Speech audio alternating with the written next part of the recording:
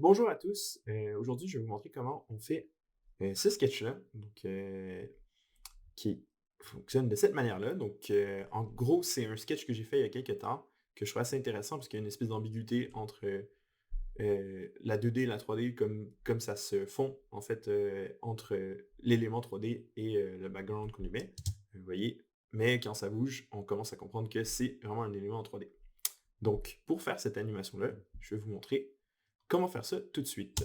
Donc, premièrement, on va créer déjà un nouveau projet. Et en plus, je vais prendre un SOP, je vais prendre une boîte. Ce qui est intéressant, je pense, c'est aussi que là, je le fais avec une boîte, mais l'idée, c'est qu'après, vous puissiez le reprendre et jouer justement avec d'autres éléments.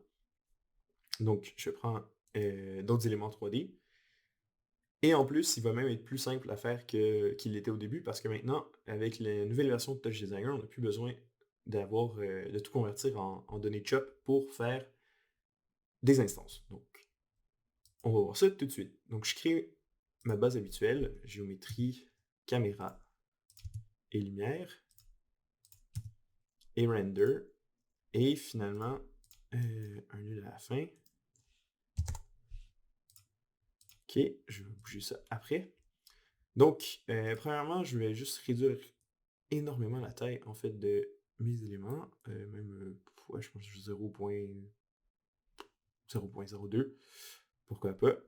Donc là, ça fait vraiment des tout petits cubes et vous allez voir, on va maintenant faire des instances. Donc comme je disais, avant, dans le projet, je convertissais un noise, un élément top noise dans, en chop, mais j'ai plus besoin de le faire. Donc là, c'est beaucoup plus simple et beaucoup moins de blocs, en fait. Donc ça, c'est plutôt cool.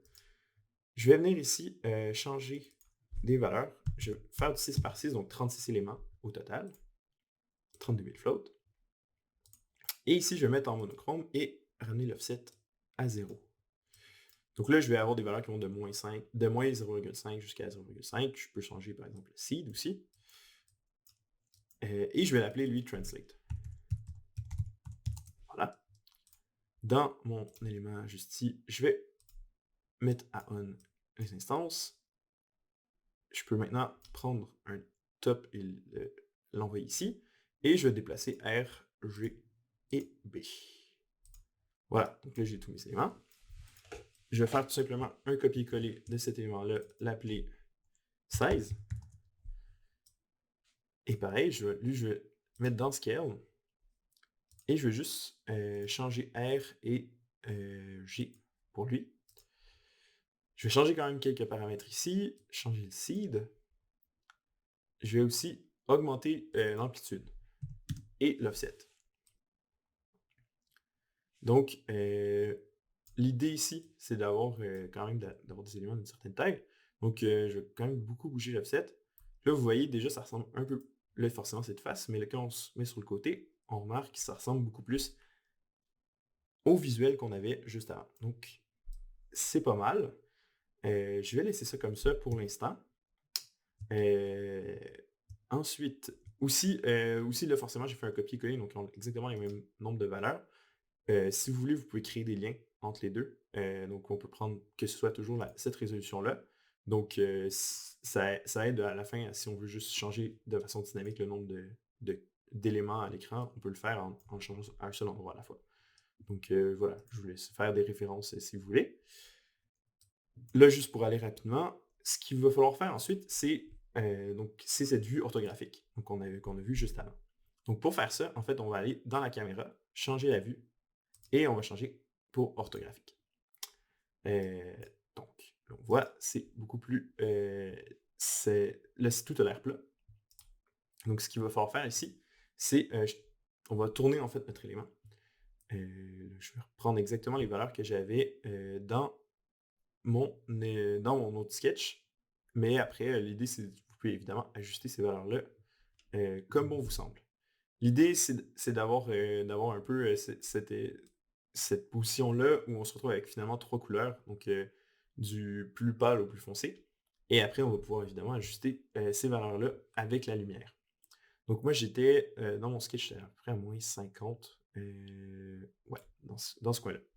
Et on peut changer un peu le scale général pour le ramener un peu au centre.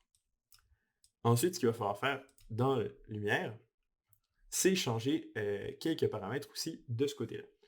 Pour ça, on va lui donner une couleur. Donc, on va choisir une couleur, peu importe ce qu'on veut. Là, moi, j'avais pris, je vais peut-être rester en bleu. Et dans le fond, il va falloir jouer à la fois sur la lumière, sur la puissance de la lumière et la couleur. L'idée, je vais vous montrer, d'augmenter cette valeur-là. Là, je suis pas trop mal.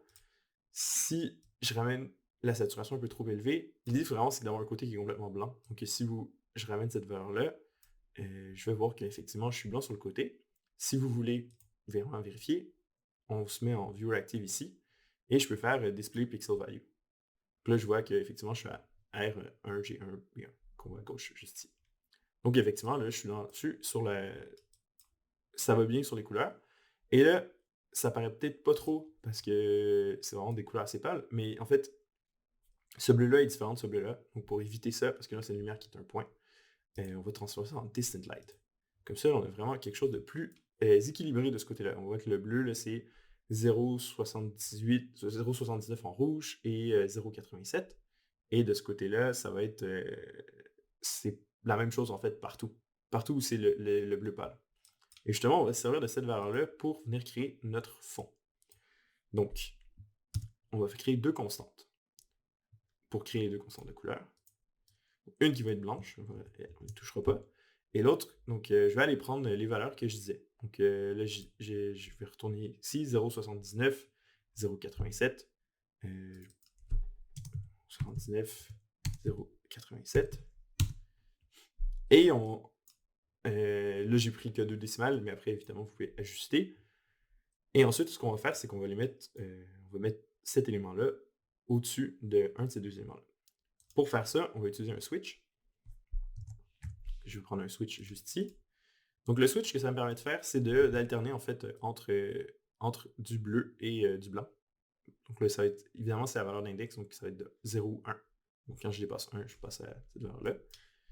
Et en fait, ça va être juste de le mettre par-dessus. Donc en gros, on va mettre un élément, soit on prend un composite ici, ou on va prendre directement over, parce qu'on n'a pas besoin des autres paramètres du composite. Fait qu'on va mettre over.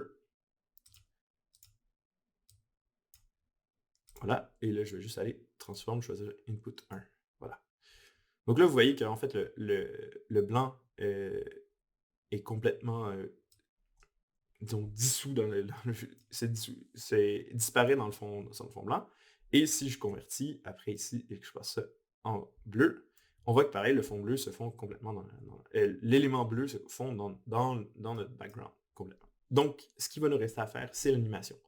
Pour ça, on va faire Blend Between Inputs, ce qui va nous permettre de vraiment animer entre les deux valeurs et les deux constantes vont se mélanger. Et on va utiliser un chop pour animer avec la timeline. Pour faire ça, on utilise un noise. On choisit un seed. On va augmenter quand même la période. On va ajuster après ces valeurs-là. L'idée, c'est de ramener ces deux-là à 0. Et là, on voit tout de suite qu'on se retrouve avec des valeurs qui vont de moins à 1. Pour faire ça, pour remplacer ça, on va faire 0.5, 0.5. Et là, on est de 0 à 1 à chaque fois. Ensuite, l'idée, c'est vous pouvez ajuster le seed. C'est bien d'essayer d'avoir au moins des valeurs qui commencent et qui finissent à 0 ou à 1. L'idée, c'est juste que dans l'animation, ça ne soit pas saccadé quand ça coupe. Bref, comme je l'avais expliqué dans d'autres tutoriels, après, vous pouvez ajuster ces valeurs-là. Vous pouvez les contraindre si vous voulez ici. Ensuite, l'idée, ça va être d'appliquer un filtre à tout ça. Le filtre, vous allez voir, va venir arrondir les courbes. Il faut aller ici sélectionner Time Slice.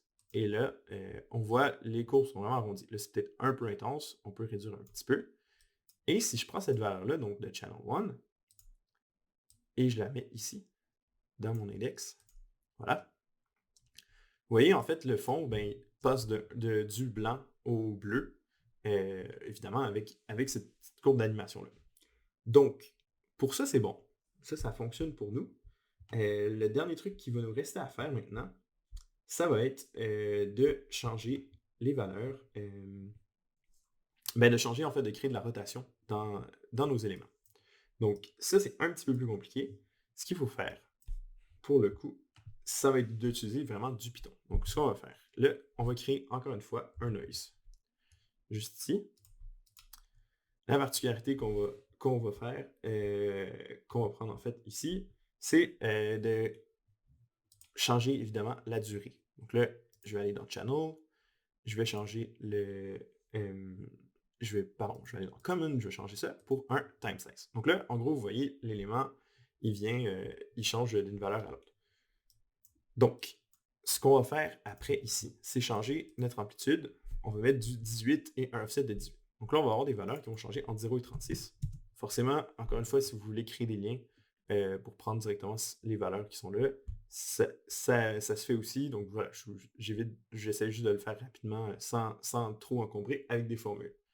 L'idée, en fait, c'est de prendre ces valeurs-là et ensuite de changer dans notre channel le sample rate, qui est finalement un peu notre fréquence, à combien de fois ça change. Et là, il forcément est à 60. Donc là, on va le réduire énormément. Et là, si je fais le sample rate, par exemple, à 0.5, 0.3, vous voyez qu'en fait, c'est des valeurs qui vont changer à chaque fois. Peut-être 0.3, c'est un petit peu petit.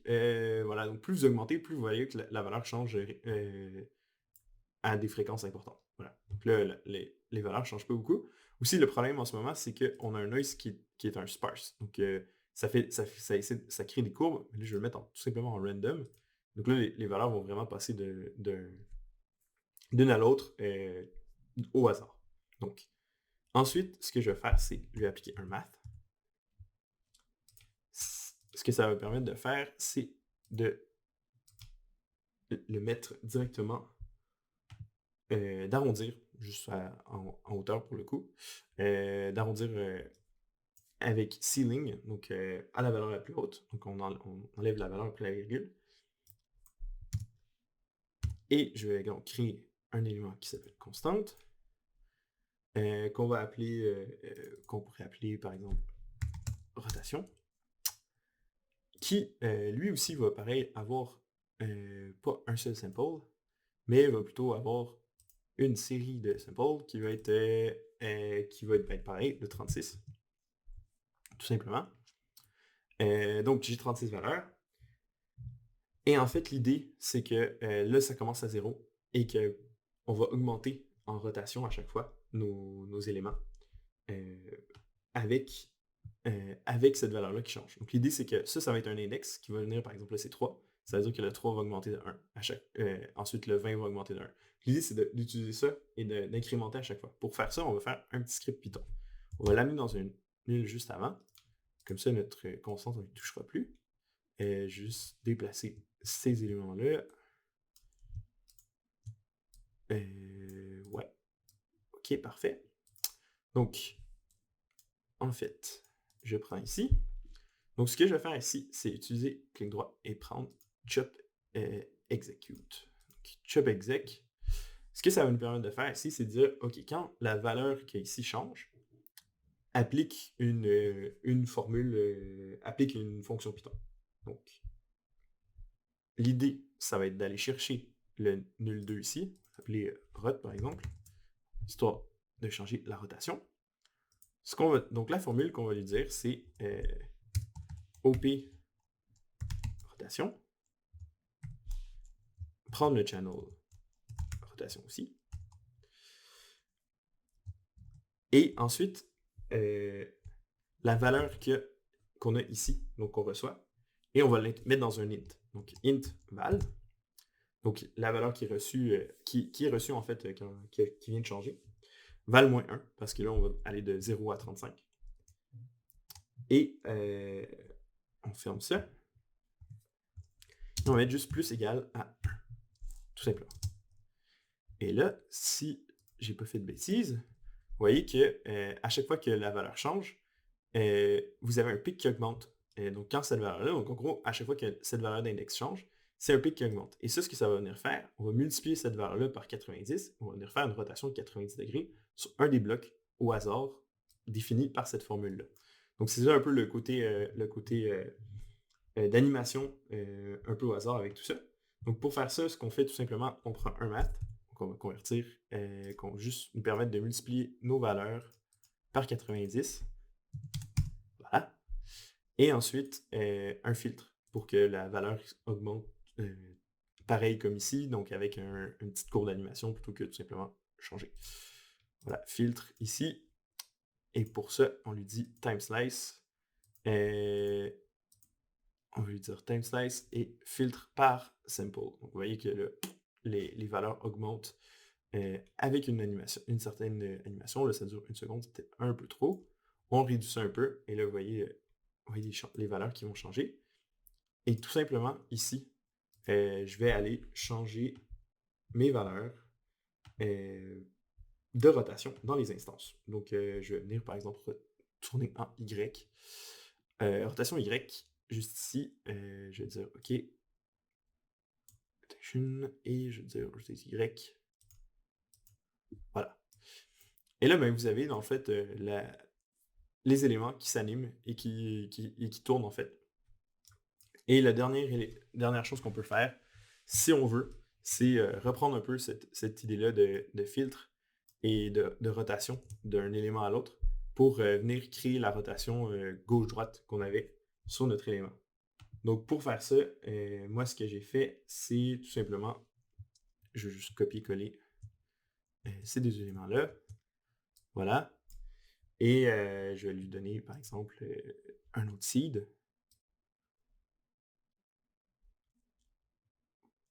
Par exemple, celle-là. Et changer les amplitudes, je vais changer je vais le mettre à 50 plutôt. Voilà. Et je vais pouvoir venir changer ma valeur ici. Là, est à moins. Là, je vais de moins 50 à 50. Je vais juste prendre cette valeur-là, tout simplement. Ici. Voilà. Donc là, normalement, voilà, vous avez la rotation qui se fait d'un côté à l'autre. Donc c'est tout pour ce tutoriel. J'espère que ça n'a pas été trop long. Et n'hésitez pas à mettre en commentaire si vous avez des questions, si vous avez des tutoriels, des éléments que vous voudriez apprendre spécifiquement dans Touch Designer, que je peux vous aider. Ça me fera plaisir. Et sinon, je vous dis à la prochaine.